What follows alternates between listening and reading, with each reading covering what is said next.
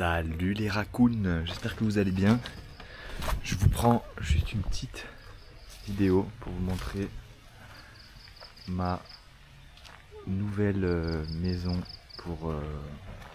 pour hier, parce que je pars ce matin, voilà, pour une autre auberge. Il y a une piscine qui est en train d'être creusée. À la base, je voulais louer un petit bungalow qui était au fond, mais au final, je me suis tourné, une maison en mode en pierre, et je me suis tourné vers ce petit bungalow qui est approximativement à 16 € la nuit, voilà, pour vraiment être connecté à l'environnement dans lequel je suis, voilà. Donc voilà les amis, petite vidéo tranquille.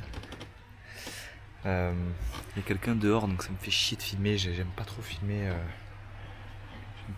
les gens quand ils sont hi. J'aime pas trop filmer les gens quand ils sont à côté de moi, voilà. Même j'aime pas trop prendre la caméra comme ça, mais bon, on va marcher un petit peu et je vais profiter de cette petite vidéo pour vous faire part du ressenti que je peux avoir par rapport à la Thaïlande,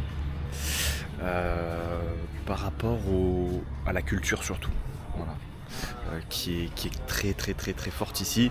C'est vrai que si en France vous trouvez un petit peu perdu, moi en tout cas c'est mon cas, où même si on a quand même des coutumes, des cultures, etc., des choses où on peut, voilà, se sentir vraiment français, pour moi je trouve qu'il y a une absence. Alors attendez, je vais vous montrer un peu. C'est magnifique, je sais pas si vraiment vous vous rendez compte, mais c'est juste magnifique. Je suis à Koh Lanta et c'est vraiment magnifique.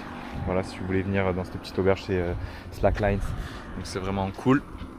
Donc moi, ce qui me plaît énormément ici, vraiment, tellement c'est puissant ce que je ressens pour ce pays, je pourrais en ressentir ça me prend dans le ventre, ça me prend dans les tripes. Ici en fait le nationalisme qu'il y a, je le trouve merveilleux. Je le trouve merveilleux parce que il est couplé à ce nationalisme, le nationalisme thaïlandais, il est couplé à une ouverture d'esprit, c'est-à-dire que ils vont pas vous rejeter. Ils vont pas vous rejeter si vous êtes étranger, etc. Donc il y aura pas de problème, c'est même bénéfique pour leur économie, donc il n'y a aucun problème avec ça.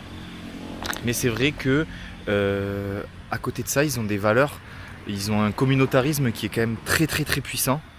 Et on peut ressentir vraiment qu'il y a quelque chose de fort qui se passe ici entre les individus, que ce soit dans la manière dont ils tiennent les business, que ce soit dans la manière dont le sport ici, le Muay Thai, est perçu vraiment comme un art, comme une danse, comme quelque chose de très puissant, dans laquelle je m'initie progressivement petit à petit, et je trouve une satisfaction qui est juste immense quand je suis entraîné par un Thaïlandais.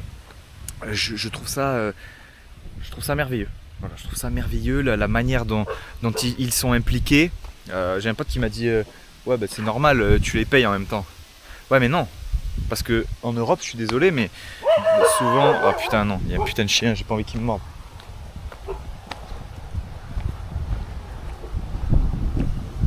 Putain, enculé, je vais me faire mordre par un chien. Ouais, tu con. Parce qu'ici, si tu te fais mordre, t'es obligé d'aller à l'hôpital et d'avoir 5 injections de rage. J'ai pas envie d'avoir ça, putain. J'ai pas envie d'avoir ça. Ça va, il a arrêté de me suivre. Putain, l'enculé. Alors du coup, qu'est-ce que je disais? Ouais, je disais que c'est putain, en plus il pleut, bordel. Ce vlog qui va tourner au fiasco. Ouais.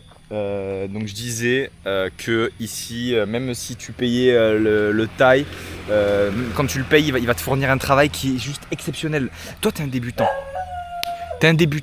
Donc franchement, il en a rien à foutre de toi en soi. Enfin, tu te mets à sa place, il en aurait rien à foutre de toi. Même tu vas dans un club de boxe en France, t'es une merde. Honnêtement, t'es un débutant, t'es une merde. C'est faire du sac, Enfin, moi personnellement, sur les expériences que j'ai eues en France, hormis les franchises type Boxing Center où ça va, tu vois, vu que c'est plus axé débutant, c'est pas trop violent.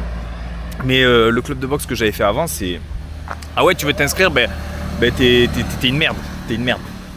Je sais pas si vous voyez ce que je veux dire. Tu vas pouvoir t'entraîner, etc. Mais il y a comme t'as comme une pression en mode ah ok je suis une merde, il faut que je m'améliore, je suis une merde, tu vois. Alors que le Thaïlandais, il va, je sais pas, c'est une approche qui est totalement différente. Je pense qu'il faut vraiment le vivre pour le comprendre. Moi en tout cas, je trouve que comment il nous coach, c'est d'une violence. J'ai lu plusieurs commentaires parce que je regarde souvent les commentaires qu'il y a sur les clubs de Muay Thai avant d'y aller. Et je vois souvent en un cours de Muay Thai, j'ai l'impression d'avoir pris 10 cours ou 15 cours en Suisse. J'ai lu un commentaire comme ça. Et franchement, je les comprends tout à fait parce que c'est ce que moi j'ai ressenti personnellement. Et je trouve ça vraiment je trouve ça génial parce que ça veut dire que vraiment en plus ah putain de cabot, je vais vous montrer El Cabinho. Fils de pute. Ah putain, mais laissez-moi tranquille, je veux juste faire une vidéo, bordel. Bon, du coup, je disais, ouais, voilà, il y a une implication qui est dingue. Outre la boxe thaïlandaise, même au niveau de la nourriture, au niveau bon, musical, c'est pas ça, mais je sais pas, putain, il y a une atmosphère ici qui est dingue, même au niveau de la senteur, au niveau putain, je sais pas, au niveau de tout, tu vois, des herbes, des traitements qu'ils peuvent avoir, genre tu sais ils vont se mettre du thym, de la menthe dans le nez quand ils sont... Enfin tu vois c'est con mais genre c'est... Je sais pas, la thérapie par les plantes, tous ces trucs là, ça me fascine, c'est en fait c'est des choses très simples, très simples, très basiques, efficaces. Voilà, on n'est pas là pour dire ah oui je vais te donner l'ordonnance, tu vas prendre... Non, ici je sais pas, tu bois de l'eau, tu manges des coconuts et puis voilà, tu vois, c'est des choses simples en fait. Voilà. Et nous on a perdu ces choses simples parce que l'industrialisation elle a tout niqué. Donc on se retrouve avec à manger de la merde, à manger des produits pourris et on se retrouve avec une... Bon ça c'est pas dû à l'industrialisation mais on se trouve avec une perte d'identité. Voilà. Moi je trouve que notre pays a une perte d'identité. Et la Thaïlande... voilà, pourtant c'est très communautaire ici, c'est très voilà. Et pour autant, il y a cet esprit-là, il y a cette ferveur, il y a ce voilà, tu vois, tu t'adaptes. Ici, il y a une règle, tu peux pas monter un business tout seul. Soit tu es obligé de passer par des trucs d'avocat, de faire un montage, etc., ou de te marier avec une Thaï. Mais si tu veux, il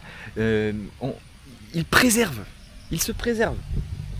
Donc je trouve ça fantastique, tout en acceptant, tout en n'ayant aucune haine envers un étranger, etc. Donc enfin voilà, je trouve que l'équilibre en fait il est vraiment top, tu vois. J'ai visité beaucoup de pays et bien sûr il y a des problèmes ici comme dans tous les pays, mais après c'est toujours pareil, le choix d'un pays c'est toujours pareil, c'est quoi?